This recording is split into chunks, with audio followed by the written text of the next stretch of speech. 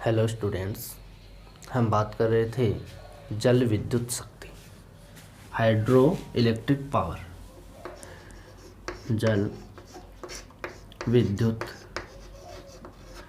शक्ति, जल विद्युत के बारे में हमने सामान्य जानकारी पढ़ी थी, जिसके अंदर हमने कहा कि ये शुरुआत से चली आ रही है पंचक्यों के रूप में, ठीक है। या जो और क्षेत्र के रूप में देखें तो चिराई की जो मशीन होते हैं, आरा होते हैं, उनकी बेल्टों को घुमाकर यहाँ पे चिराई भी की जाती थी पहले। तो यहाँ पे जल विद्युत जो होता है वो पानी से बनती है।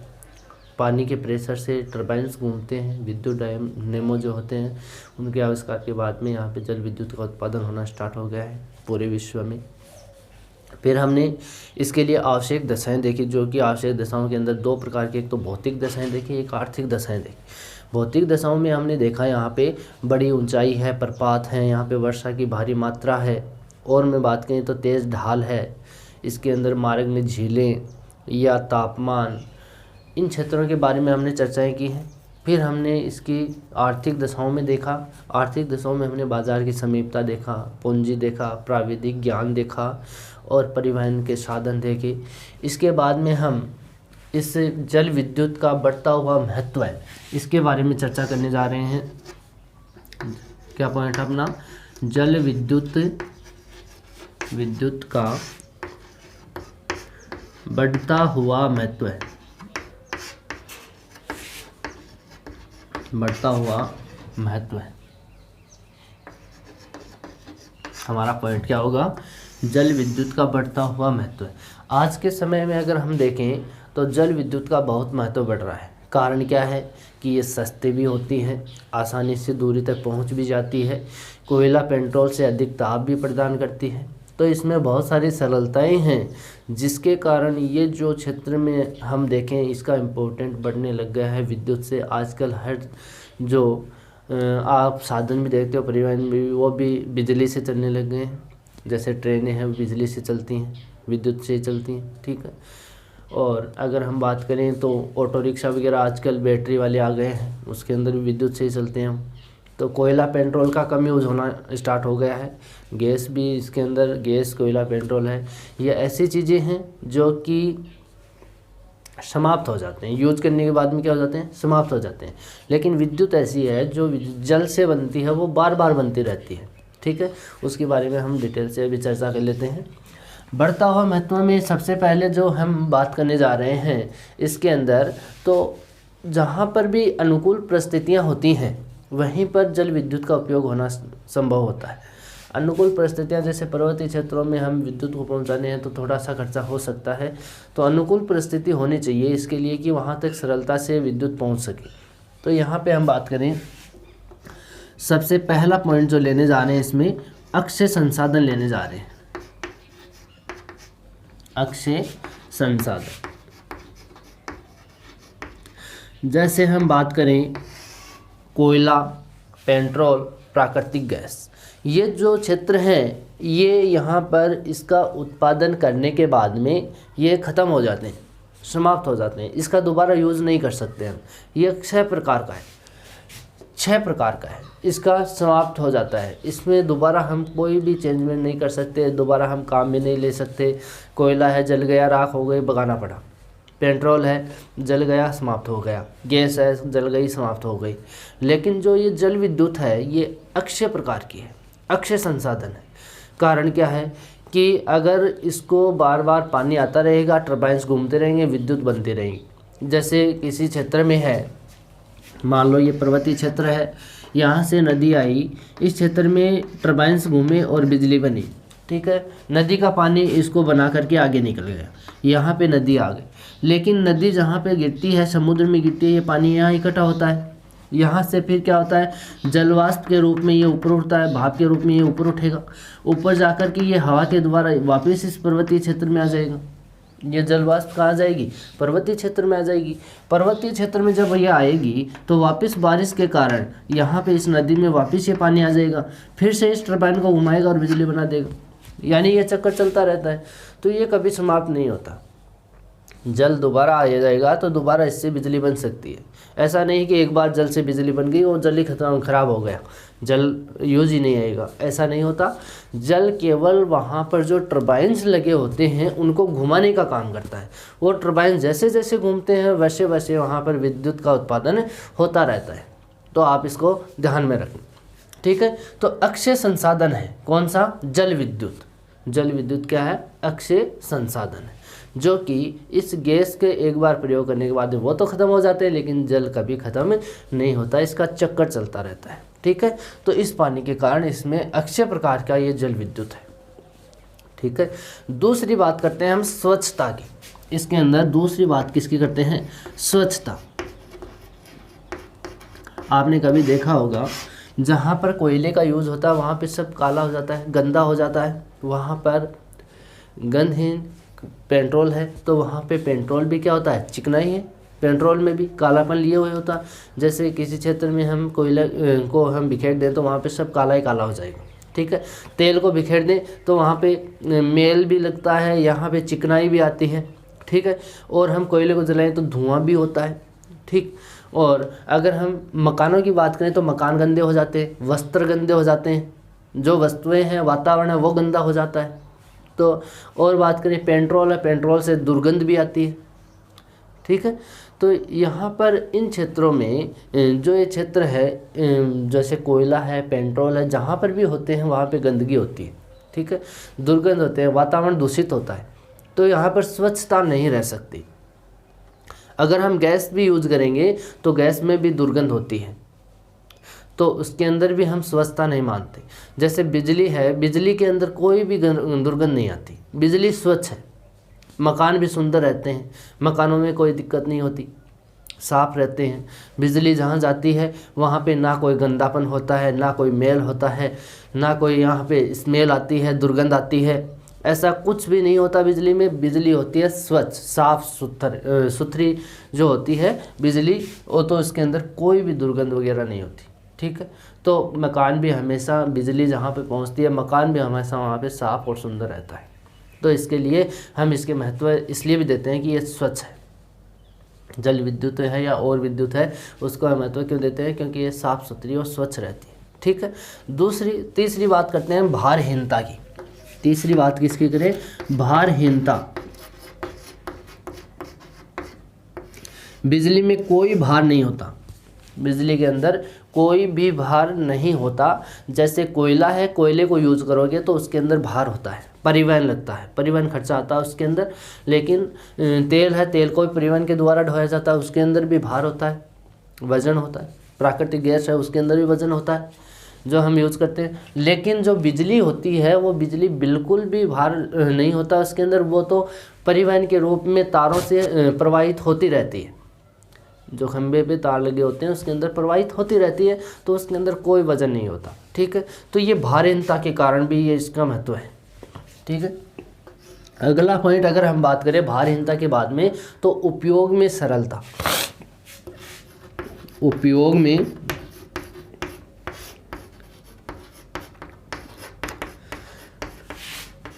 ये छोटी छोटी बातें ये आपको समझा रहे हैं केवल ऐसे ही नॉर्मल, लेकिन आपको ये समझनी भी आनी चाहिए, खुद भी समझ सकते हो। यहाँ पे जैसे उपयोग में सरलता कैसे, तो हम कोयले और तेल पेट्रोल की बात करें तो जलाने के लिए हमें आग लगानी पड़ती है, उसको आग लगानी पड़ती है। दियास लाई है उससे भी जलानी पड़ती है, तो उसके लिए हमें क्या मेहनत करनी पड़ती है। लेकिन जो ये बिजली है इसके उपयोग में सरलता कैसी है? हम कमरे में घुसते हैं, बटन दबाया, लाइट ऑन हो गई, ठीक है। कोई मशीन है, बटन दबाया, मशीन स्टार्ट हो गई। तो बिजली के से क्या है, बटन दबाने से सरलता से उसकी शक्ति और ताप अपने को प्रदान हो जाती है, जबकि कोयला और पेट्रोल को हमें जलाना पड़ता है, ठीक है। जैसे माचिस गीली हो तो गीली माचिस से आप कैसे जलाओगे, तो आपको परेशानी हो सकती है, ठीक है। लेकिन यहाँ पे बटन है, अगर बिजली का बटन लगाया हुआ है, ठीक है, तो वो बटन दबाते ही वहाँ पे अपने को शक्ति और ताप क्या हो जाता है, प्रदान हो जाता है। तो ये चीज़ें आपको ध्यान में रखनी चाहिए, छोटी छोटी बातें हैं, उपयोग में सरलता, ठीक है। और बात करें हम दुर्गमता, अगली बात करें दुर्गमता, ये नया शब्द है। दुर्गमता के बारे में आपको बताएं तो दुर्गमता है कोयला है, जैसे पेट्रोल है, इसका जो परिवहन होता है उसका वे यानी खर्चा जो होता है उससे कम खर्चे में बिजली अधिक दूरी तक पहुंच जाती है। दुर्गमता का मतलब हो गया जैसे कोयला पेट्रोल है उसके अंदर तो परिवहन जो खर्चा आएगा वो ज़्यादा आएगा, ठीक है। और अगर हम बात करें तो अगर बिजली की बात करते हैं तो कम खर्चे में, उससे कम कोयला और पेट्रोल का जो परिवहन होता है उससे कम खर्चे में हम इसको अधिक दूरी तक पहुंचा सकते हैं, ठीक है। और आरंभ में तो एक बार इसके खंभे जो होते हैं उस खंभे के खर्चा होता है, तारों का खर्चा होता है, उसके बाद में कई वर्षों तक ये सेवाएं देते रहते हैं। आप देखते होंगे गाँव में, शहरों में एक बार बिजली का पोल लग गया, ठीक है, आपके जन्मने से पहले का पोल है वो, और अब भी वो बिजली दे रहा है, तो कई वर्षों तक वो बिजली देता रहता है, अपने को सेवाएं देता रहता है, उसमें कोई दिक्कत नहीं होती, ठीक है, क्योंकि उसमें भार नहीं होता बिजली में, तो वो तार टूटते नहीं हैं। कोई तार अगर जल जाए तो वो चेंज कर देते हैं, बस इतनी सी बात है। लेकिन जो कोयला और पेट्रोल है उसको तो बार बार परिवहन करना पड़ता है, उसमें तो बार बार खर्चा आता है, ठीक है। और इसके अंदर तो हम कह सकते हैं कि अधिक दूरी तक कम खर्चे में पहुंचाया जा सकता है, दुर्गमता, ठीक है। तो ये पॉइंट आप ध्यान में रखना। आगे बात करें और तो दुर्गम स्थानों तक इसको तारों द्वारा संभव भी बनाया जा सकता है। कितने भी दुर्गम स्थान हो, दुर्गम का मतलब कितने भी दुर्गम स्थान हो, जैसे पर्वतीय क्षेत्र हैं तो पर्वतीय क्षेत्र के अंदर आप लोग कोयले और पेट्रोल को पहुंचाने के लिए परिवहन का खर्चा बहुत ज़्यादा देना पड़ता है। अगर पर्वतीय क्षेत्र है तो वहाँ पे कोयले को कैसे ले जाओगे आप, पेट्रोल को कैसे ले जाओगे आप।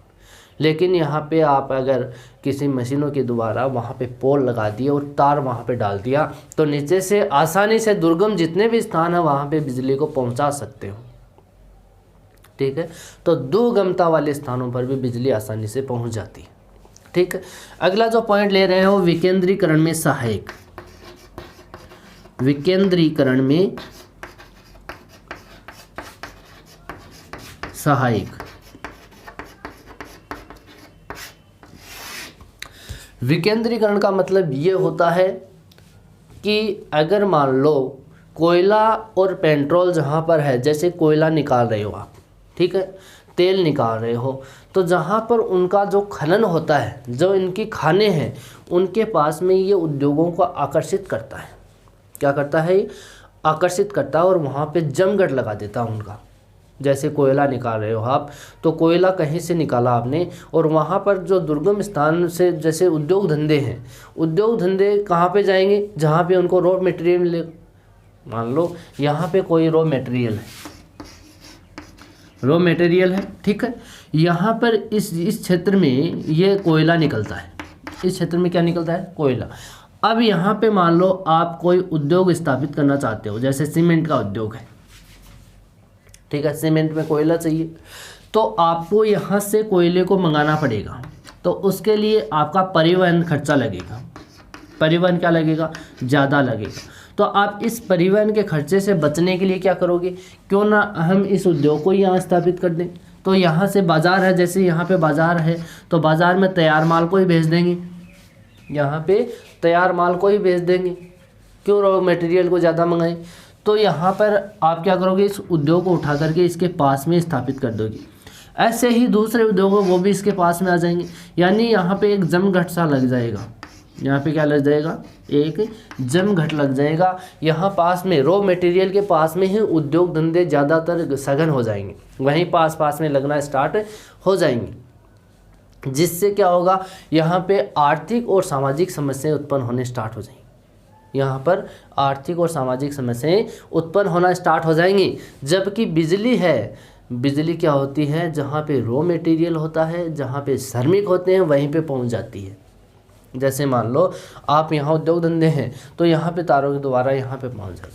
जहाँ पे रॉ मटेरियल है, जहाँ पर तारों के द्वारा उस बिजली को पहुँचाया जा सकता है। जहाँ श्रमिक काम कर रहे हैं वहाँ पे बिजली की आवश्यकता है, ताप की आवश्यकता, वहीं पे बिजली को पहुँचाया जा सकता है आसानी से। तो ये बात है विकेंद्रीकरण की, यानी उसको अनेक स्थानों पे आसानी से फैला सकते हैं। कोयला पेट्रोल को हम आसानी से इतना फैला नहीं सकते क्योंकि उसके अंदर खर्चा आता है, ठीक है। तो इस बिजली को हम किसी भी स्थान में विकेंद्रीकरण अलग अलग केंद्र बना सकते हैं इसके, ठीक है, विकेंद्रीकरण का मतलब अनेक स्थानों पे पहुंचाना या अनेक स्थानों पे उसके केंद्र होना। ठीक है, तो यहाँ पे ये बात होती है विकेंद्रीकरण में सहायक होती है बिजली। और बात करें तो कम वे की, कम वे तो हमने बार बार चर्चाएं की है, इसमें पॉइंट है कम वे। इस पॉइंट को हम पढ़ते हैं, वे का मतलब होता है खर्चा, कम खर्चा होता है बिजली में, हमेशा कम खर्चा होता है कोयले और तेल की अपेक्षा।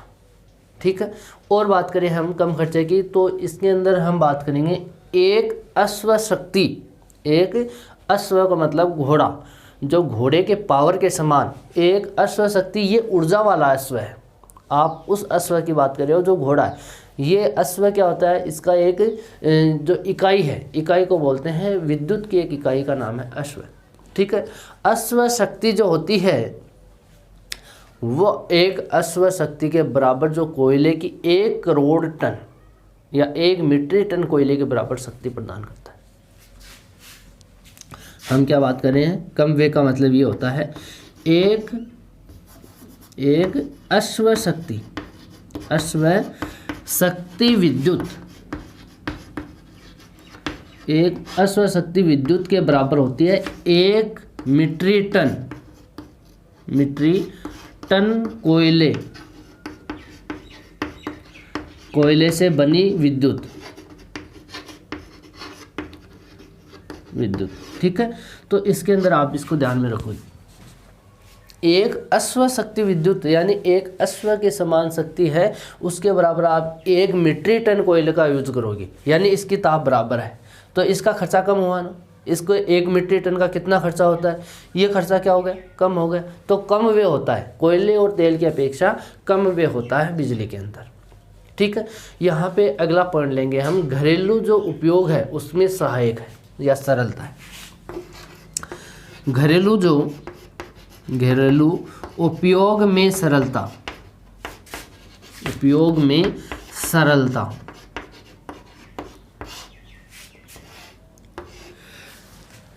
हम बात करें हैं कोयले और तेल की अपेक्षा जो बिजली को हम घर में जब यूज करते हैं तो उसको सरलता पूर्वक घर तक लाया जा सकता है या घर तक हम लेके आते हैं।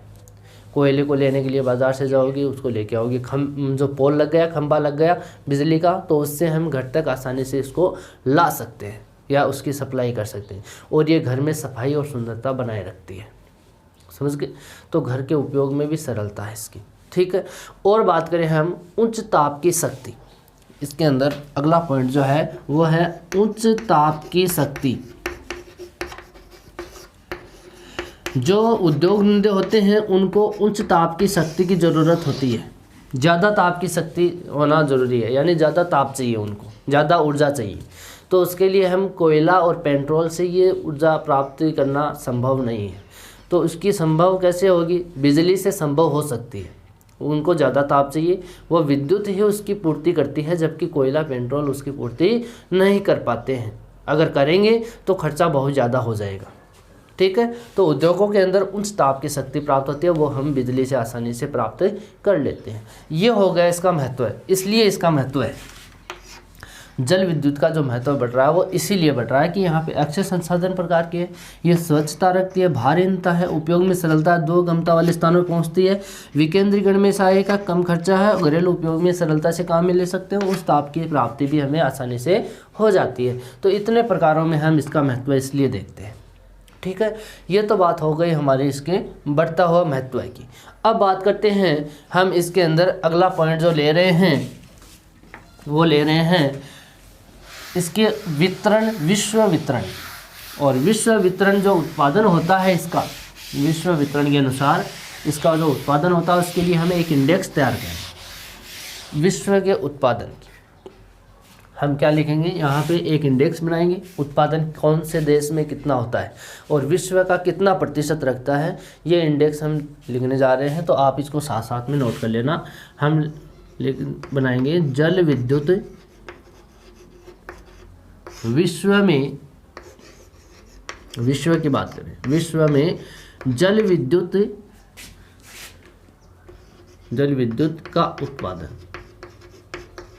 ठीक है, एक तरफ तो क्या हो जाएगा, यहाँ पर देश हो जाएगा, एक तरफ क्या हो जाएगा, यहाँ पे उत्पादन हो जाएगा, और एक तरफ हो जाएगा विश्व का प्रतिशत, विश्व का प्रतिशत। ठीक है, और इसकी जो चर्चाएं कर रहे हैं वो कर रहे हैं यहाँ पे बिलियन किलोवाट घंटा में, बिलियन किलोवाट घंटा।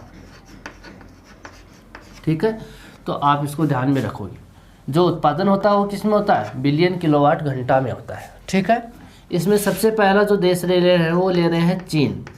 ठीक है, चीन का उत्पादन सबसे ज़्यादा है विश्व में। चीन का जो उत्पादन है वो है यहाँ पे 496 बिलियन किलोवाट घंटा, और प्रतिशत में देखें तो 15.6% ये भाग रखता है विश्व का उत्पादन की दृष्टि से। और बात करें दूसरे देश की, तो चीन के बाद में बात करते हैं ब्राज़ील। ब्राज़ील जो देश है वो देश यहाँ पे 374 बिलियन किलोवाट घंटा उत्पादन करता है और यहाँ पे 11.8% हिस्सा रखता है। और बात करें ब्राज़ील के बाद में तो यहाँ पे है कनाडा। कौन सा क्षेत्र है, कनाडा। कनाडा का जो उत्पादन होता है वो होता है 368 बिलियन किलोवाट घंटा, और प्रतिशत में देखें तो इसका प्रतिशत है 11.6%। कनाडा के बाद में हम बात करें तो हम बात करेंगे यूएसए की, संयुक्त राज्य अमेरिका की बात करें तो अमेरिका जो है वो 275 प्रति घंटा किलोवाट घंटा रखता है और इसका प्रतिशत है 8.7%। ठीक है, और बात करें यूएसए के बाद में तो रूसी संघ जो है, पूर्व सोवियत संघ है, रूसी संघ है, इसका जो उत्पादन होता है वो होता है 178 और प्रतिशत में देखें तो 5.6%। रूसी संघ के बाद में हम बात करें तो यहाँ पे नॉर्वे का जो होता है वो होता है, नॉर्वे का उत्पादन 135 और यहाँ पे 4.2। फिर हम बात करें भारत की, भारत करता है 120 और उत्पादन विश्व में प्रतिशत में देखें तो 3.8%। ठीक है, फिर अगर बात करें यहाँ पे भारत के बाद में जापान जो है वो करता है यहाँ पे 84 बिलियन किलोवाट प्रति घंटा और प्रतिशत में देखें तो 2.6%। और बात करें तो यहाँ पे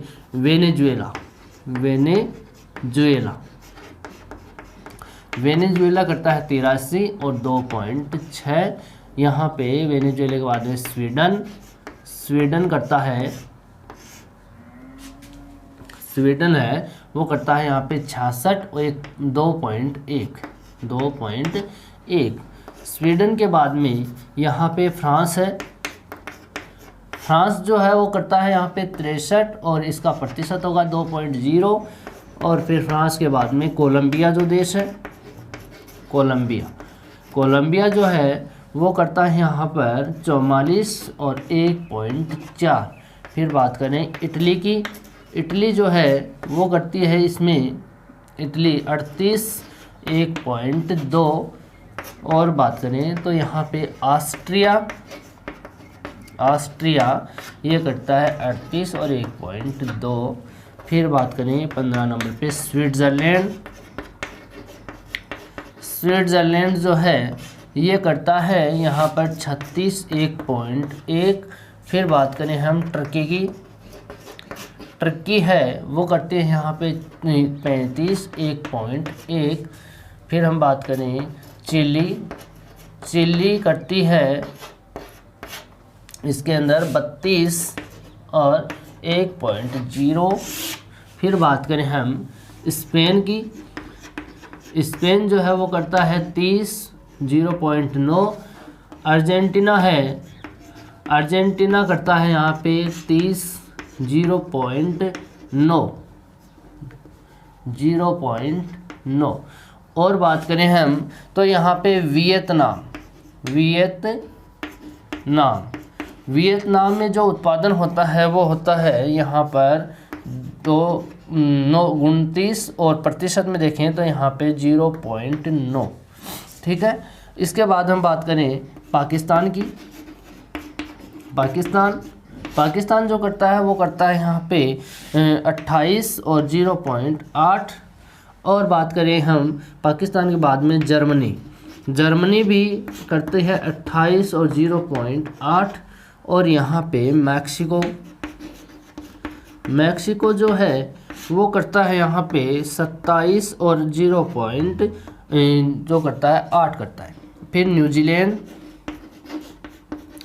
न्यूजीलैंड जल विद्युत का उत्पादन करता है, वो करता है 23 बिलियन किलोवाट प्रति घंटा और 0.7। ठीक है। विश्व के अंदर देखें तो विश्व में 31-75 तो कुल हो गया उत्पादन और 100%। ठीक है। ये बात हो गई अपने इस इंडेक्स की। सबसे पहले हम बात किसकी करते हैं? चीन की। चीन एशिया का देश है।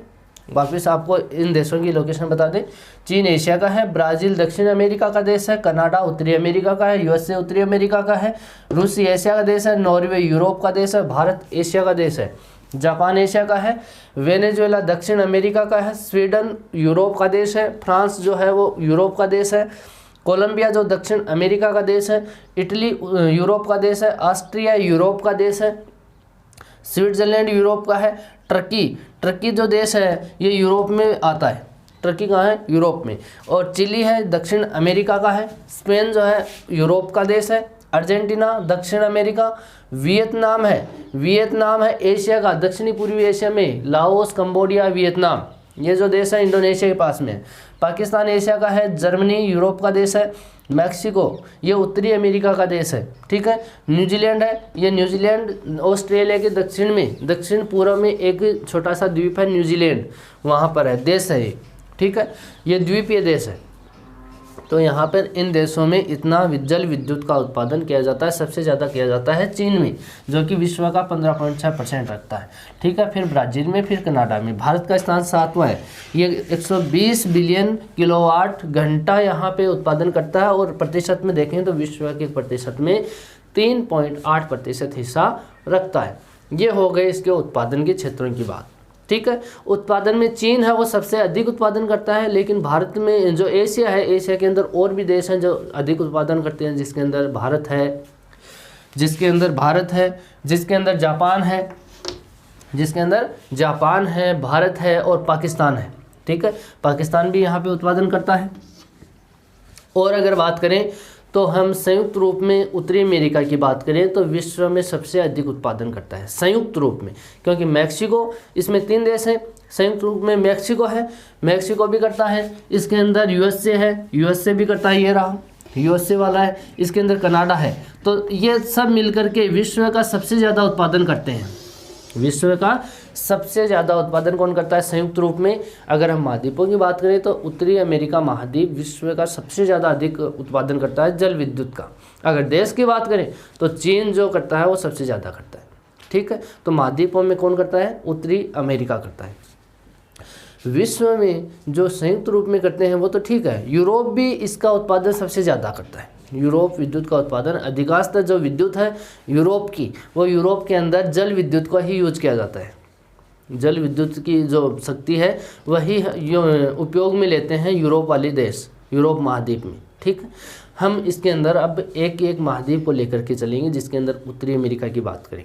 उत्तरी अमेरिका के अंदर हमने कनाडा की भी बात करेंगे, हम यूएसए की भी बात करेंगे और हम उसके अंदर मैक्सिको की भी बात करेंगे। तो इसके अंदर उत्तरी अमेरिका में जल विद्युत का जो उत्पादन होता है विश्व का कितना होता है? 22%।